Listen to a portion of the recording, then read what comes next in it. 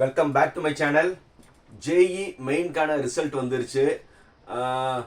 அதில் வந்து அட்வான்ஸ்க்கு குவாலிஃபைடு ஆனவங்க வந்து அட்வான்ஸ்க்காக வந்து எக்ஸாமுக்காக ப்ரிப்பேரில் இருக்கீங்க, ரைட்?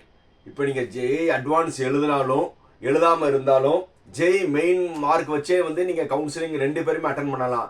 அதாவது ஜேஇ அட்வான்ஸ் பண்ணவங்க வந்து ஐஐடிக்கும் ஜேஇ மெயின் எழுதுனவங்க வந்து என்ஐடி, சிஎஃப்டி, IIIM இந்த மாதிரி இதுக்கெல்லாம் வந்து கவுன்சிலிங் அட்டன் பண்ணுறாங்க. இந்த கவுன்சிலிங் அட்டன் பண்ணுறதுக்கு பேர் வந்து ஜோசா கவுன்சிலிங். நல்லா வச்சுக்கோங்க, உங்களுடைய கவுன்சிலிங் பேர் ஜோசா கவுன்சிலிங். அதாவது ஜாயிண்ட் சீட் அலோகேஷன் அத்தாரிட்டி. என்னது? ஜோசானா ஜாயிண்ட் சீட் அலோகேஷன் அத்தாரிட்டி. இவங்க தான் வந்து உங்களுக்கு என்னது வந்து கவுன்சிலிங்கில் வந்து சீட் அலோகேஷன் பண்ணுறவங்க. ஐஐடிக்கும் இவங்க தான், என்ஐடி, IIIM அண்டு சிஎஃப்டிஐ எல்லாத்துக்கும். இந்த ப்ராசஸ் எப்படின்னு சொல்லி நிறைய பேர்த்துக்கு தெரியலை. நிறைய பேர் ஃபோன் பண்ணி, சார் ஜேஇ மெயினில் மார்க் வந்துருச்சு, அடுத்தது கவுன்சிலிங் எப்படி சார் இருக்கும்னு நிறைய பேர் கேட்குறாங்க. அவங்களுக்காக இந்த கவுன்சிலிங் ப்ராசஸ் எவ்வளோக்கு எவ்வளோ ரொம்ப சிம்பிளாக தமிழில் எக்ஸ்பிளைன் பண்ணுமோ அவ்வளோக்கு எவ்வளோ எக்ஸ்பிளைன் பண்ணியிருக்கேன். இந்த வீடியோவை ஸ்கிப் பண்ணாமல் ஃபுல்லாக பாருங்கள். இந்த வீடியோ வந்து கொஞ்சம் லென்த்தியாக இருக்கும், ஏன்னா இந்த ஒரே வீடியோ மட்டும் போதும் உங்களுக்கு ஜோசா கவுன்சிலிங்கான எல்லா டீட்டெயில் வந்துடும். ஸோ அதனால இந்த வீடியோவை ஸ்கிப் பண்ணாமல் எல்லாம் பாருங்கள். இந்த வீடியோ பிடிச்சிருந்துச்சுன்னா உங்களுடைய ஃப்ரெண்ட்ஸ், உங்கள் ரிலேட்டிவ்ஸ் எல்லாத்துக்கும் ஷேர் பண்ணுங்கள். வாங்க வீடியோக்குள்ளே போகலாம்.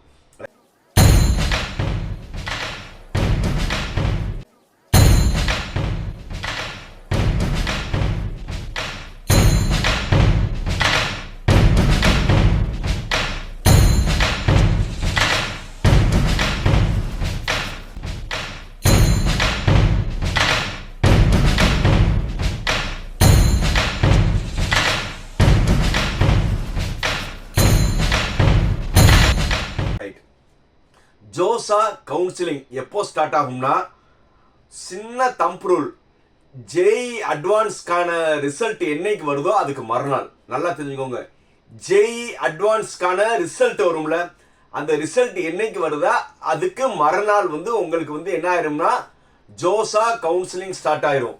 ஜோசா கவுன்சிலிங் ஸ்டார்ட் ஆகும்னா நீங்கள் எந்த வெப்சைட் போகணும்னா josa.nic.in. நல்லா நோட் பண்ணிக்கோங்க, josa.nic.in. இந்த வெப்சைட்ல தான் வந்து நீங்க வந்து என்ன செய்யணும்னா அந்த ரிஜிஸ்ட்ரேஷனுக்காக வந்து நீங்க ரிஜிஸ்டர் பண்ணணும். உள்ள வந்து இந்த வெப்சைட் ஓபன் பண்ண உடனே நீங்க லெஃப்ட் சைட்ல பாத்தீங்கன்னா முதல்ல வந்து உங்களுக்கான ஷெட்யூல் போட்டிருக்கும். ஜோசா இப்போ நீங்க 2025னா ஜோசா 2025 ஷெட்யூல் என்னென்னைக்கு என்னென்ன பண்ணணும்னு இருக்கும். இது ரொம்ப ரொம்ப முக்கியம். நான் வேணும்னாலும் டிஸ்கிரிப்ஷன்ல வந்து 2024க்கான ஷெட்யூல் வந்து ஒரு மாடல் தரேன், அந்த மாடல் பார்த்துக்கோங்க. பட் இதே இது வந்து உங்களுக்கு ஜோசா 2025க்கான ஷெட்யூல் வரும். என்னைக்கு என்னென்ன பண்ணணும்னா அது பிரகாரம் நீங்க அப்படியே ஃபாலோ பண்ணிக்கிட்டே இருக்கணும். அடுத்தது வந்து பிஸ்னஸ் ரூல்ஸ்னு சொல்லியிருக்கும். பிஸ்னஸ் ரூல்ஸ் வந்து நீங்க வந்து ஃபுல்லா கம்ப்ளீட்டா படிங்க. அந்த பிஸ்னஸ் ரூல்ஸ்லாம் உங்களுக்கு என்னென்ன ரூல்ஸ் அண்ட் ரெகுலேஷன்ஸ், அதாவது இன்ஃபர்மேஷன் புல்லட்டின் வச்சுக்கோங்களேன், எல்லாமே வந்து ஜோசா கவுன்சிலிங்னா என்ன, எப்படி சீட் அலோகேட் பண்ணுவாங்க, எல்லாமே அதை டீட்டெயிலாக இருக்கும். பொறுமையாக வந்து நீங்கள் அந்த பிஸ்னஸ் ரூல்ஸையும் பாருங்க, ரைட்?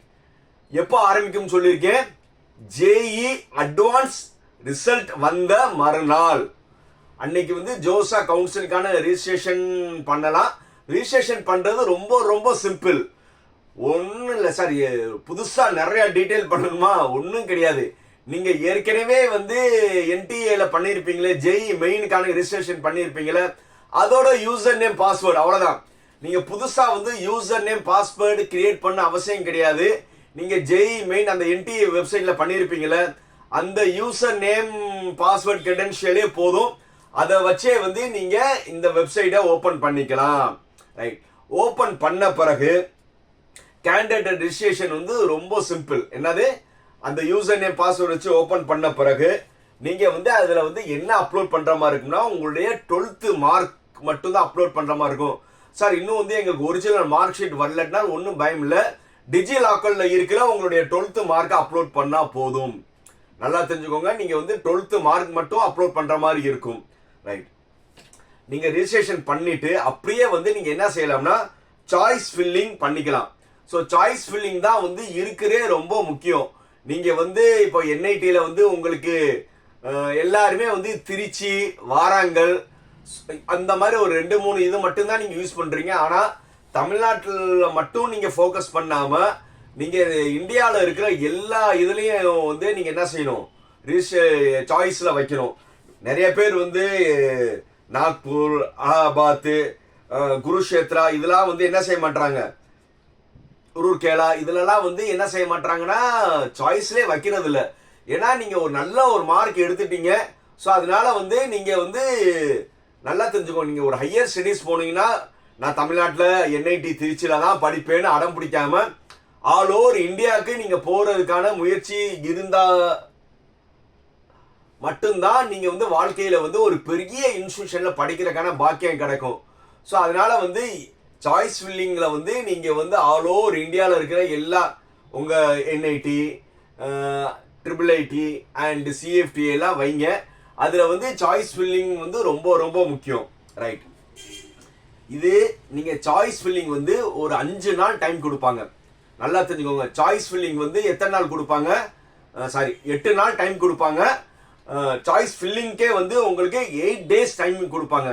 போன தடவை 10ஆம் தேதி ஜூன்ல ஆரம்பிச்சாங்கன்னா 18ஆம் தேதி வரை சாய்ஸ் ஃபில்லிங் இருந்தது. ஸோ அந்த சாய்ஸ் ஃபில்லிங்ல வந்து 8 days நடக்கும். அதுல வந்து ஒரு 5ஆவது நாள் வந்து உங்களுக்கு என்ன செய்வாங்கன்னா ஃபர்ஸ்ட் மார்க் சீட் அலோகேஷன். நல்லா தெரிஞ்சுங்க, ஃபர்ஸ்ட் மார்க் ஷீட் அலோகேஷன் ஒரு 5th டே. இந்த 5th டே வந்து ஃபர்ஸ்ட் மார்க் சீட் அலோகேஷன் வரும். அப்படின்னா என்னன்னா அந்த 5 நாள் வரை யார் யார் வந்து சாய்ஸ் ஃபில்லிங் போட்டிருக்காங்க, இதுல உங்களுக்கு டென்டேட்டிவா எந்த காலேஜ் வர வாய்ப்பு இருக்குன்னு ஒரு டென்டேட்டிவா வந்து ஒன்று காமிக்கும். நீங்க அதை பார்த்துட்டு ஐயோ எனக்கு இந்த காலேஜ் தான் கிடைச்சிருக்கான்னு நீங்க பதட்ட பண்ண அவசியம் கிடையாது. இது ஒரு டென்டேட்டிவ், அதை நீங்க பார்த்துட்டு அப்படின்னா வந்து நீங்க காலேஜை வந்து நீங்க என்ன செய்யுங்க, ரீசஃபில் பண்ணிக்கலாம். இது பண்ணனால உங்களுக்கு என்ன, ஓகே மார்க்குக்கு இதுவரை இந்த இது கிடைச்சிருக்கு ஒரு டென்டேட்டிவா பண்ணிக்கலாம். அதுக்கப்புறம் வந்து இன்னும் ஒரு 2 நாள் கழிச்சு 7th டே வந்து மறுபடியும் செகண்ட் மார்க் சீட் அலோகேஷன் சொல்லி வரும். அப்போ வந்து மேபி வந்து நீங்க ஏற்கனவே வந்து சாய்ஸ்லாம் கொஞ்சம் மாத்திருந்தீங்கன்னா அந்த நாள் வரை வந்து உங்களுக்கு என்ன காலேஜில் வந்து கிடைக்க வாய்ப்பு இருக்குன்னு உங்களுக்கு காமிக்கும். இதுவரை வந்து நீங்க வந்து சேவ் பண்ணணும்னு அவசியம் கிடையாது. நீங்க எத்தனை தடவை வெப்சைட் ஓபன் பண்ணலாம், நீங்க எத்தனை காலேஜ் வந்து சாய்ஸ் பண்ணலாம், அது வந்து நீங்க ரீஆர்டர் பண்ணிக்கலாம். ரைட், 8th டே தான் லாஸ்ட். அந்த 8th டே வரை வந்து நீங்க என்ன செஞ்சுக்கலாம்னா நீங்க நிறைய ஒரு 5 மணி வரை வந்து லாக் ஆகும். அது வரை வந்து நீங்க வந்து ஆட்டோ சேவ்லயே இருக்கும். பக்கத்திலே வந்து நீங்க செகண்ட் மார்க் அலோகேஷன் வந்த பிறகு நீங்க லாக் பண்ணணும்னா பண்ணிக்கலாம். மேக்ஸிமம் லாக் பண்ணலன்னா அது ஆட்டோ சேவே ஆயிரும். முடிஞ்ச வரை நீங்க லாக் பண்ணணும் அவசியமே கிடையாது, ஆட்டோ சேவ் ஆயிரும். ஃபார் சேஃபருக்கு வந்து நீங்க லாஸ்ட் நாள் வந்து சேவ் பண்றதுக்கு முன்னாடி நீங்க என்னென்ன காலேஜ் சாய்ஸ் ஆர்டர் போட்டீங்களோ அது எல்லாமே பிடிஎஃப் டவுன்லோட் பண்ணி அந்த பிடிஎஃப் வச்சுக்கோங்க. நல்லா தெரிஞ்சுக்கோங்க, 8 நாள் சாய்ஸ் ஃபில்லிங் பண்ணி நீங்க ஆர்டர்னா மாத்திக்கிட்டு நீங்க லாக் பண்ணணும்னா பண்ணிக்கலாம். அந்த பிடிஎஃப் டவுன்லோட் பண்ணி வச்சுக்கலாம். ரைட், இந்த சீட் வந்து எப்படி 8வது நாள் பண்ணிடுவீங்களா, 9வது நாள் வந்து அந்த டேட்டாஸ் எல்லாமே அதை அனலைஸ் பண்ணி 10ஆம் தேதி சீட் அலோகேஷன் சொல்லி வரும். என்னது, 10ஆம் தேதி வந்து சீட் அலோகேஷன் சொல்லி உங்களுக்கு ஒரு காலேஜ் வரும். அப்போ வந்து அந்த காலேஜ் வந்து உங்களுக்கு அப்படியே பிடிச்சிருச்சு சார், நான் நினைச்ச காலேஜ் எனக்கு வந்துருச்சுன்னா அப்படியே வந்து நீங்க என்ன செஞ்சுக்கலாம்னா சீட்டை கன்ஃபார்ம் பண்ணிக்கலாம். அதுக்கு முன்னாடி அந்த சீட்டை கன்ஃபார்ம் பண்ணிட்டு நீங்க அந்த அதுக்கப்புறம் ஒரு 3 ஆப்ஷன் இருக்கு.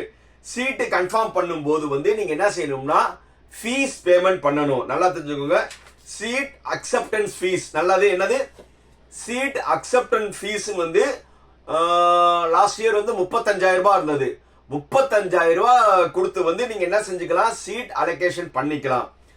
அதாவது ஜெனரல் கேட்டகரி, ஓபிசி, நான் கிரிமினல் லேயர், பிடபிள்யூடி இவங்கெல்லாம் வந்து என்ன பண்ணிக்கலாம்னா இடபிள்யூஎஸ் இந்த 3 பேருமே 35,000 ரூபாய் ஃபீஸ் பே பண்ணணும்.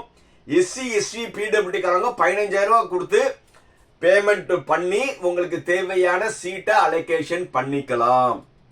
நல்லா நோட் பண்ணிக்கோங்க. ரைட், இது பண்ணும்போது உங்களுக்கு என்னென்ன கேட்கும்னா, உங்களுடைய +2 சர்டிஃபிகேட் அப்லோட் பண்ண சொல்லும், கம்யூனிட்டி சர்டிஃபிகேட் வந்து அப்லோட் பண்ணும், ஸ்டேட் ஆஃப் எலிஜிபிலிட்டி.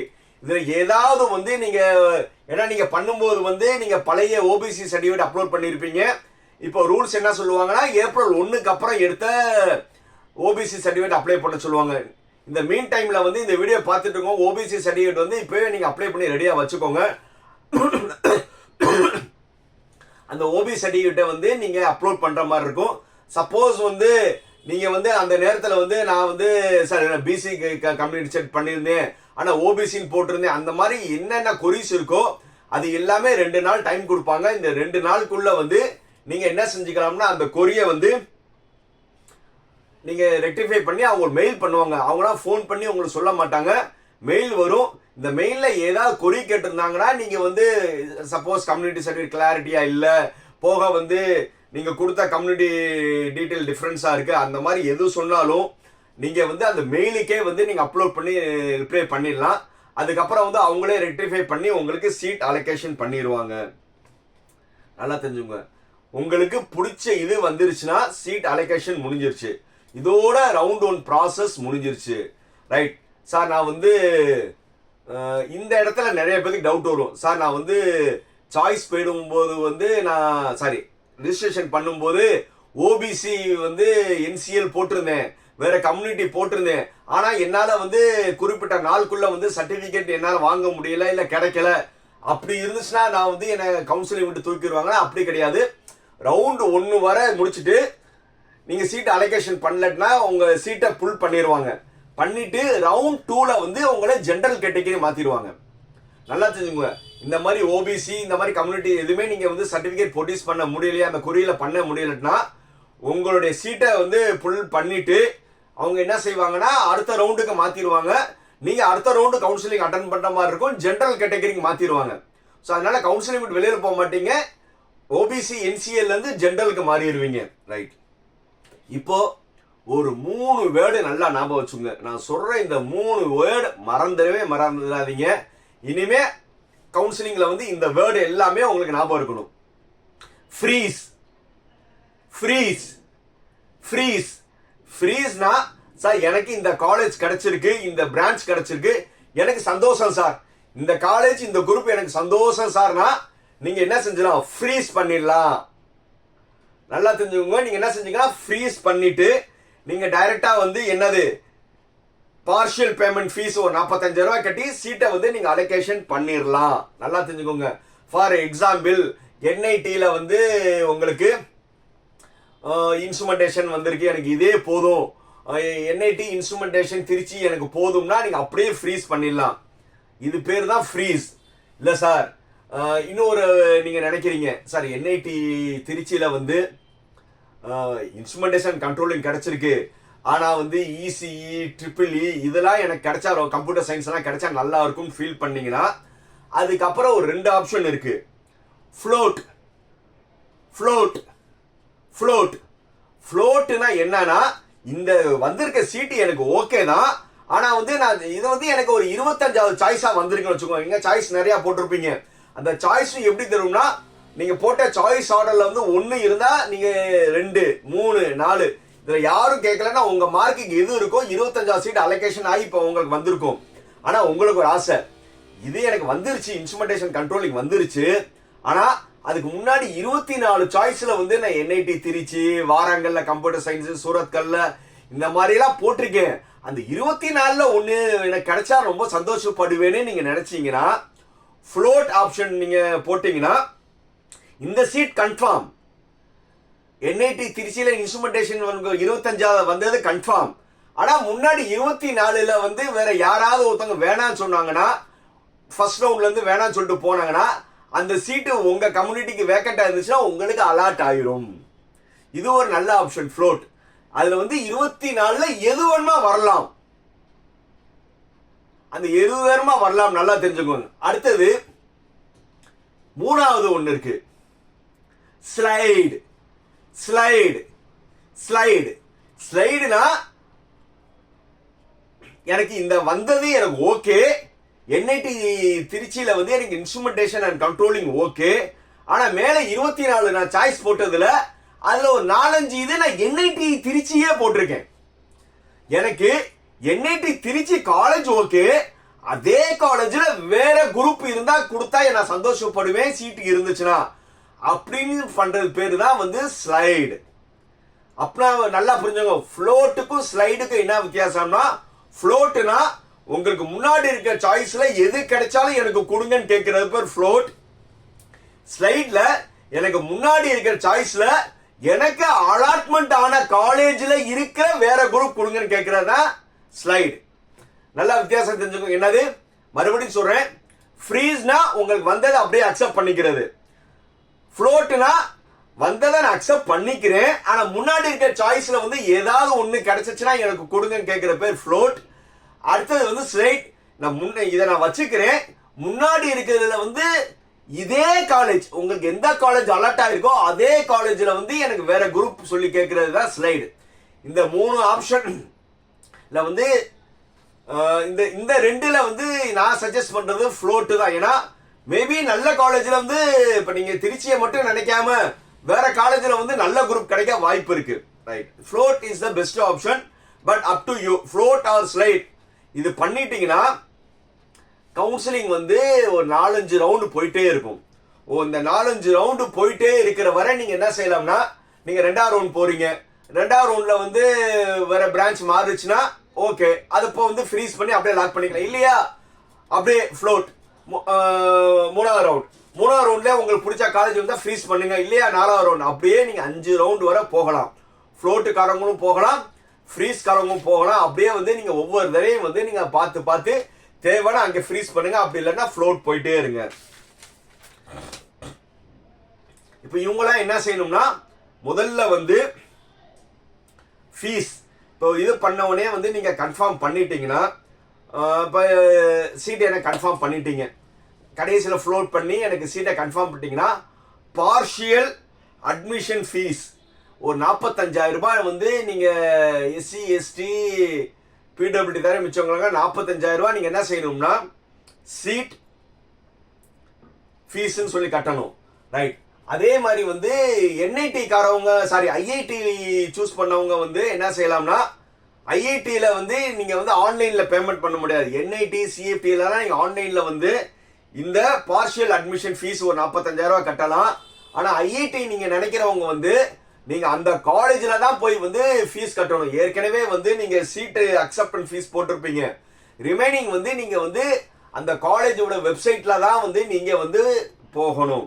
இது வந்து 5th ரவுண்டு முடிஞ்சவனா வந்து எல்லா ஐஐடி காரவங்க அந்தந்த ஐஐடிஸ்ல போய் வந்து நீங்க என்ன செஞ்சுக்கலாம், போய் வந்து பேமெண்ட் கட்டி போய் ஜாயின் பண்ணிக்கலாம். ரைட், ஏன் சார் வந்து இன்னொருத்தவங்க வந்து நீங்க ஐஐடி என்ஐடி ட்ரிபிள்ஐடி அண்ட் சிஎஃப்டி காரவங்களுக்கு வந்து உடனே சொல்லலைன்னா அவங்களுக்கு இன்னொரு கவுன்சிலிங் இருக்கு. நல்லா இருக்கா?